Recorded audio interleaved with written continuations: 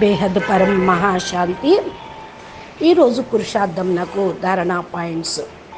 బాప్ అంటున్నారు, పిల్లలు ఇప్పుడు మీరు తమ దేహం పైన మమకారాన్ని పెట్టుకోవద్దు. ఎందుకంటే ఇది పూర్తిగా శిథిలావస్థలో ఉన్న తనువు, అంతిమ జన్మ, అంతిమ శరీరము.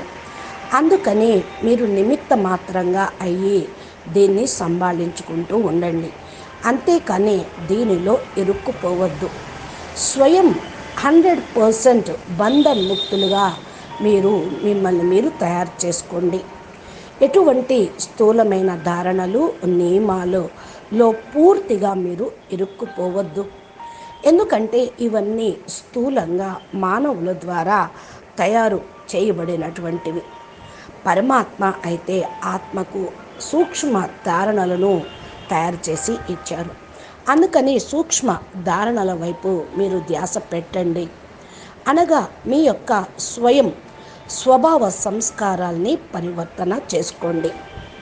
పిల్లలైనా మీకు 100% బాపు యొక్క స్మృతిలో మీరు ఉండాలి. ఏదో ఒక విధి ద్వారా బాపు పరమాత్మ తండ్రి యొక్క సాంగత్యం యొక్క అనుభవం చేసుకునేటువంటి పురుషార్థం చేయండి. మీరు పిల్లలైన మీరు హఠయోగిగా కావద్దు, సహజయోగిగా కావాలి. సహజయోగి ఆత్మలు సదా తేలిగ్గా ఖుషీగా ఉండగలుగుతారు.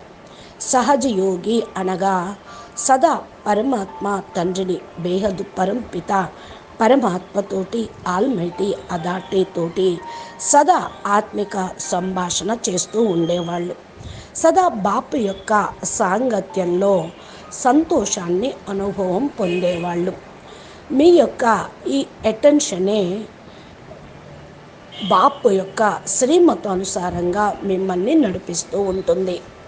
బాపు కూడా శ్రీమత ప్రమాణంగానే మీరు ఉండాలి అని కోరుకుంటూ ఉన్నారు. మనస వాచ కర్మణ బాపు శ్రీమతం ఏంటో దాని అనుసారంగా నడవండి. ఎంతగా మీరు బాపు యొక్క శ్రీమతం అనుసారంగా నడుస్తూ ఉంటారో అంతగా మీరు డబల్ లైట్గా మరియు తేలికదనాన్ని అనుభవము చేసుకుంటారు. ఎందుకంటే బాపు యొక్క శ్రీమతం మీకు ఈ విధమైన స్థితిని అనుభవం చేయిస్తూ ఉంటుంది. దీని కొరకు మీరు డబల్ లైట్గా కావాలి అంటే పూర్తి నాలెడ్జ్ఫుల్గా కావాలి. ఏ ఆత్మ అయితే నాలెడ్జ్ఫుల్గా అవుతూ ఉంటుందో వాళ్ళు పవర్ఫుల్గా అవుతారు, ధారణా స్వరూపంగా కూడా అవుతారు.